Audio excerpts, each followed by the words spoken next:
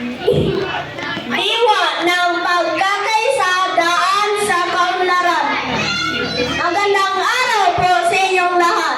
Sa bawat salitang ating binibigkas, sa bawat titik na ating isinulat, naroon ang ating pagpagkatao, ang ating kasaysayan at ang ating kultura. Ang wika ay hindi lamang kasangkapan ng komunikasyon. Ito ay tunay ng pag-unawa sa gisag ng ating pagkakakilanlan at sandata ng ating pakikibaka para sa mas makabuluhang kinabukasan.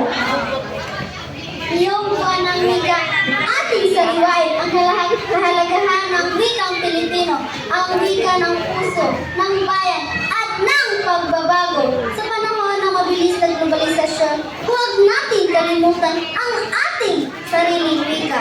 Sapagkat sa bawat pagyakap natin sa Pilipino, niyayakap natin ang ating lahi, ang ating dangal, at ang ating pagkakaisa. Ang wika ay buhay at habang ito'y ating pinagyayaman, tayo rin ay bumubuo ng isang sambayanan. Kaya gamitin natin ito